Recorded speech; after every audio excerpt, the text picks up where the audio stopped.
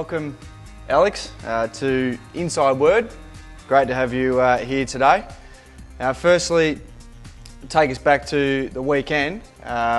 Firstly, a solid performance on Buddy Franklin. Yep. Now, what did you learn from playing on him?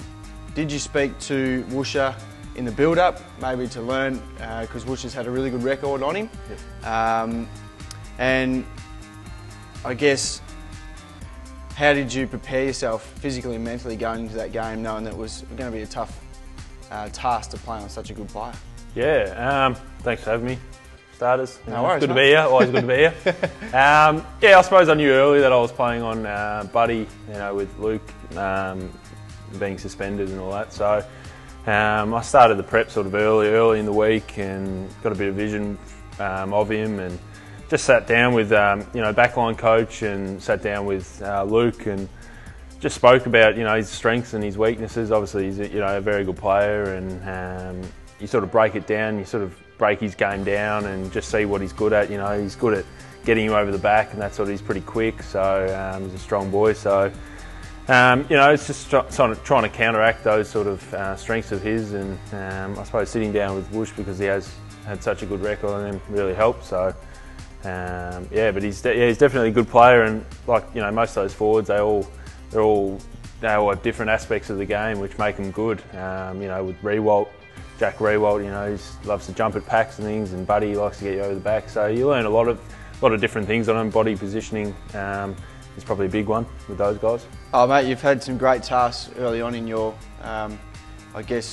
early phase of your career, even though you're a mature age player now. But I guess going on to this week against St Kilda, maybe the other Riewoldt you might be tackling this week, but Woosha will be coming back as well. Yep. So what do you think there? Do you think you'll get the job on Nick, or do you think maybe that might go back to Woosha? I'm not too sure. I think Woosh is in such great form, and I think he matches up really well on Riewoldt, so I'm not too sure.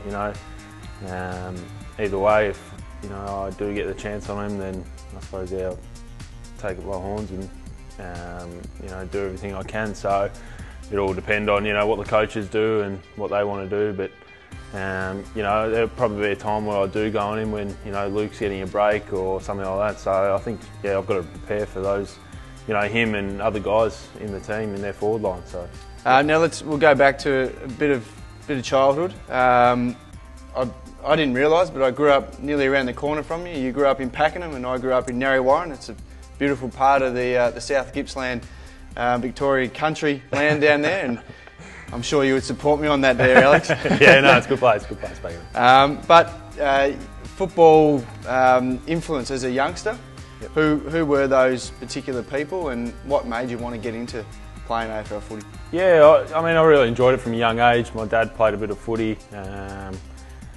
So I think my parents are a big influence on me at a young age. They do a lot for you when you're young. Drive you around all over the state basically. So they were a big influence, and obviously coaches as well at a young age. They told me to sort of pursue my career, and it's just that love for the game. I think it's when you enjoy your footy, you want to go even further. So I think parents were a big influence on my career though. Well, yep. Speaking about parents, obviously the Silvagni name is huge in AFL history. Do you feel that pressure of now you're at the top level and you're playing full back? It's pretty similar. Do you feel the pressure to live up to that name, or not really?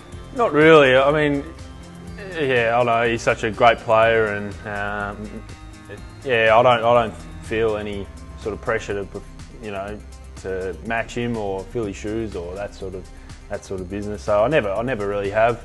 I play my own game, and I sort of want to make a name for myself, and so I don't really feel any pressure at all when it comes to that. Interest outside of footy, I guess it's probably hopefully a long way before we start thinking about life after footy, but I guess you've got to put some plans in place for when that day may happen. Yep. What are your interests now outside of footy, or are you doing some sort of study? Yep. Well, I did a degree back in Melbourne, a science degree back in Melbourne. So I suppose coming in as a mature age player, it sort of gave me a bit of life skills, I suppose, and gave me a chance to finish a degree. So doing a Masters now.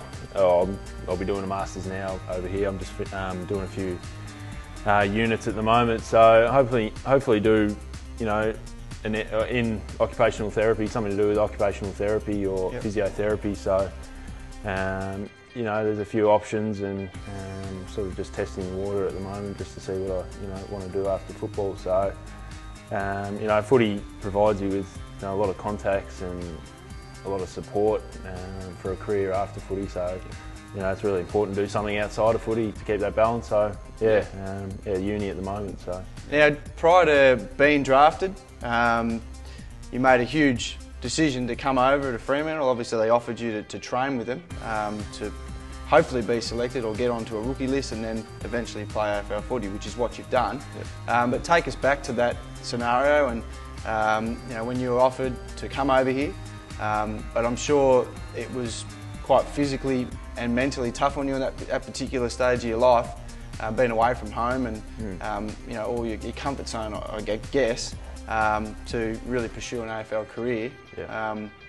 Not really knowing anyone when you first came over here. So just explain that for us. Yeah, it was hard you know, it was hard at first, but you know, you don't get too many opportunities to train with football clubs and, you know, show them what you've got and you know, actually put your talents out there. So you know, when I got the call up from Fremantle to come over here and train, I was all for it and couldn't wait to get over here and just give my best shot. So yeah, when I did come over here, you know, it was hard being away from parents. I didn't know anyone at all over here, so I was living with a couple of staff from the footy club and training each day. You know, you didn't know what to expect. You were sort of, I mean, you didn't really get much information, or you weren't told sort of anything along the way. So all you could do was, you know, train as hard as you could and do what you could to impress. And yeah, I was fortunate enough to actually get a spot. You know, I was,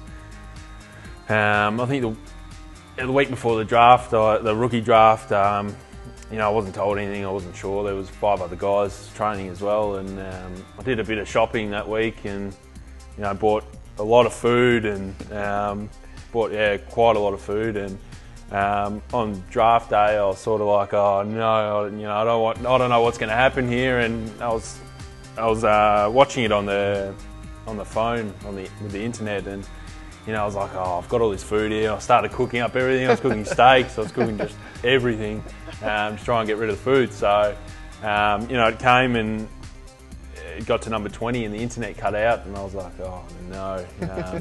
It was 24, and yeah, I was like, oh, I don't know what's going to happen here. So anyway, a few minutes later, you know, the phone started going off, and you know, Mum was the first one to call me, and she's like, well done, blah blah blah. And yeah, I was just over the moon. I think Mum was just so overwhelmed, and then you know, it was just such a good feeling, you know, feeling of relief, you know, after all those years of missing out on the draft and things. So yeah, it was a really good feeling, and Mum was wrapped, and the family were wrapped, and yeah, it was good. It was good. So you were having a big traditional Italian cook-off? Yeah, or something like that. Mate, I had steaks and I had everything, and I was just trying to cook it up. I was like, what am I going to do with all this food? So I was trying to cook it up, and yeah, that's fantastic. So, yeah, that was good story. Yeah. Probably now we're leading to, I guess, what was your first impression of WA when you first moved over? Obviously a beautiful state. Yeah, beautiful state. Yeah, I don't want to offend any West Australians out there or anything. No, it is a beautiful state, and you know, it was very hot. I came over, you know, Melbourne weather's, it's a bit temperamental, and you know, it's hot one day and it's cold the next, and coming over here is just constantly hot. It was just ridiculous, you know. You have a shower, you hop out of the shower and you just sweat, and it'd be crazy. So yeah, you know, I love the weather, I love the beaches, I love my fishing. So love your top off? Yeah, I've been able to get the top off and get a bit of sun, vitamin D. So yeah, you know, I love getting out of the water on the boat. So it's a beautiful state, friendly people, and yeah, it's sort of like a small town, I suppose. You know, it doesn't have to be football related, this question, but obviously the first one is best mate around the club, or I guess who you've gravitated towards, and then this can be both sort of football related or outside of footy. Who have you learnt the most from since you've joined the club as well? Yeah, firstly, you know, I've got a lot of good friends in here, and you know, it's such a friendly bunch of boys, and you know, just great mates. And you know, I do a lot of fishing, and Timmy Ruffles, you know, loves his fishing as well. So I do a bit of fishing with Timmy Ruffles, and Dave Mundy, do a bit with Dave Mundy as well, and Matty DeBoer. So you know, there's guys around the club that I get on well with, and so yeah, different interests, and you know, do different things. So yeah. Now you live with Jack Anthony. What's it like living with him, and who does the housework, who cooks, and I guess how has he gone adjusting to WA? You know, and has he brought anything, you know, insight from Collingwood into Sanctum? Yeah, he's going well. You know, I suppose he is missing home a bit like myself. You know, you have all your family and friends over there, so it is a bit tough. But his girlfriend's over here living with us at the moment, so you know, she's a really nice girl, and you know, he's a really nice guy, and very professional, and he's a bit of a neat freak, so yeah, you know, make sure everything's pretty clean. And you know, we got another housemate, Ryan Cook, who plays for South Freo, so you know, we work pretty well in the house, and we all just sort of mix up the cooking. Jack's a horrendous cook, so we try and steer clear of his cooking, and yeah, so we all just sort of share the duties, and yeah, we got a cat in there. We got a cat there at the moment, so. Whose cats are they? That's Jack's and Jesse's. Yep. But yeah, it's just a full house at the moment, so no, it's good. We all got a good relationship. Goals for the rest of the season? Have you put anything in place to achieve certain things that you want to do? Yep. Yeah, I suppose little goals along the way. You know, sort of cliched and you throw around a bit. It's just, you know, you look at each week and each game and whatever, and you know what opponent you're going to play on, and you just want to play your role for the team, I suppose. And you look at your opponent, and you know, you want to beat him. So I suppose that's a starting point. You know, just beating your opponent and just staying fit. I suppose had a bit of an interrupted pre-season and year and things. So just staying fit and staying on the track, and you know, doing what I can for the team, I suppose. No, mate, it's been impressive. I remember when you talk about making an impression, one of your first training sessions, it was prior to being selected. You were one-on-one with Pav in some marking contests, and you know, Pav is very strong one-on-one in his marking, and you actually outmarked him a couple of times, and I noticed that when I was doing some rehab, and I thought from that day that, you know, you're pretty impressive. So, and your career's going like that at the moment, so I just want to wish you all the best for the rest of your career. Thank you. And thanks for being on Inside Word. I know Thanks, it's very relaxed with my chairs in here. But chairs. yeah, all the best for this weekend against St Kilda, and hopefully we get out and thanks, mate. redeem ourselves. Yeah, definitely. Thank you.